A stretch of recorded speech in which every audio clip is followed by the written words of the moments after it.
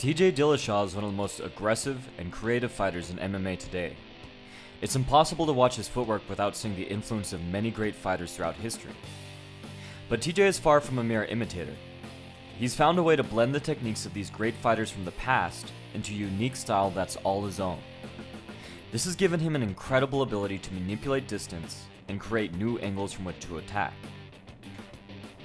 TJ began his professional career with more of a ground and pound style. Like Georges St. Pierre, TJ likes to use strikes to set up takedowns, and then submit or knock out his opponent from a superior wrestling position. Also like GSP, Dillashaw is great at reactive takedowns, using his opponent's own movements against them. But while GSP mainly used jabs and feints to set up his takedowns, TJ uses aggressive blitzes, shifting forward to confuse and overwhelm his opponents. This footwork allows him to easily disguise his penetration step. He likes to shift into southpaw to wrap his leg around his opponents while taking them down.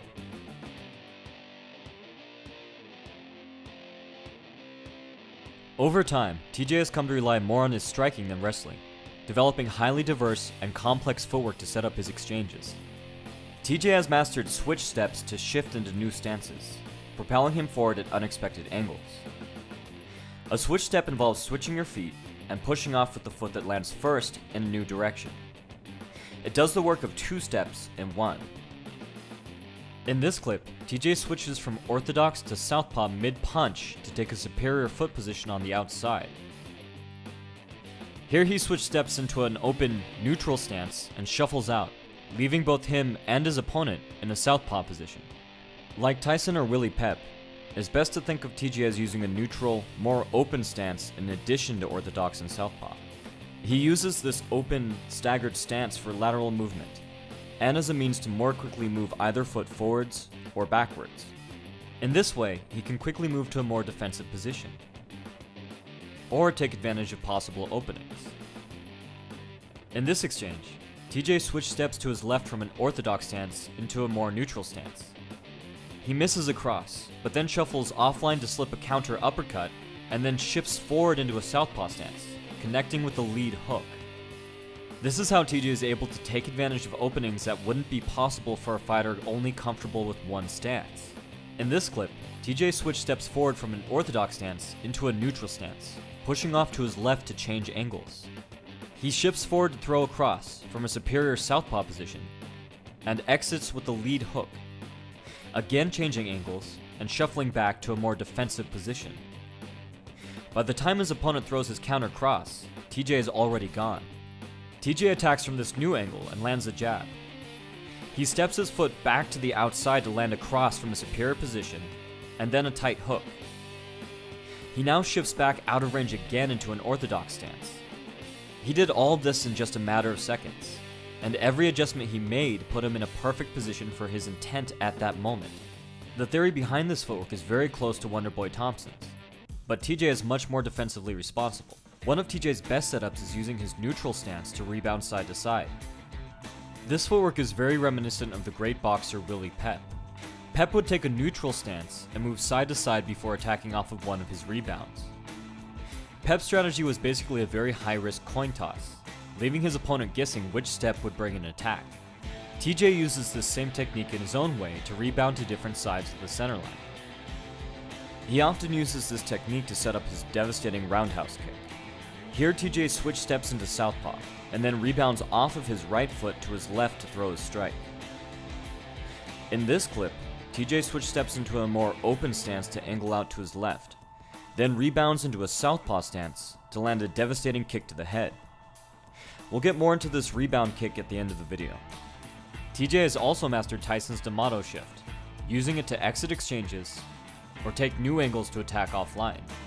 The D'Amato shift involves moving past your opponent's center line, and then turning to face them with your other foot now in front. In this exchange, TJ ducks under his opponent's lead hook, and D'Amato shifts right into a jab. Once TJ gets his opponent's guard up, it's easy to take him down. TJ has even mastered circling footwork similar to Muhammad Ali. Ali's footwork used cross steps and hopping pivots to make hairpin turns at high speeds. The idea is to circle faster than your opponent can turn, leaving him more forward and open to attack. TJ uses this technique to set up Superman punches and round kicks to the leg. But he's had the most success with his cross, stepping out once his opponent was open, just like Muhammad Ali himself used to do to set up his own cross.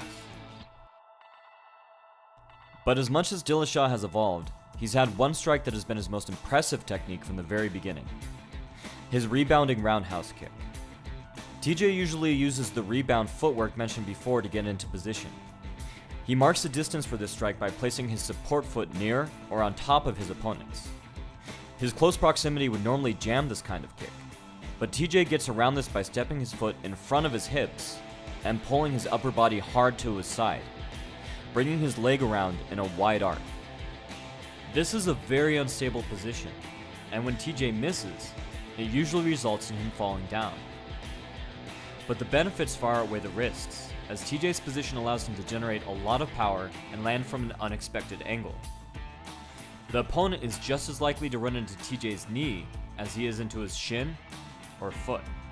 To set up this kick, TJ usually feints a cross, prompting his opponent to try to slip and parry.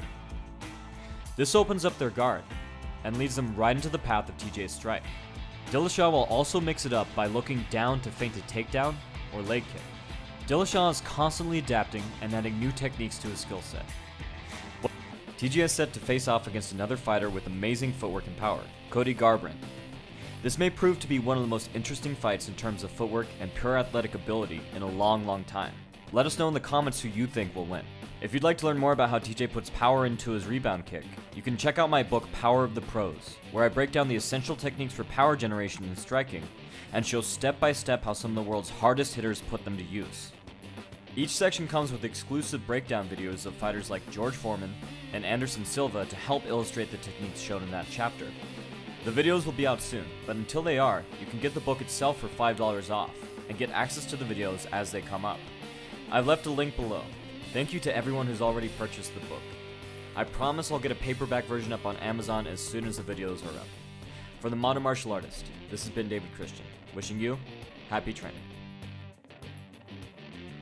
By the way, you guys can expect a breakdown on Roy Jones Jr. and the marvelous Marvin Hagler next.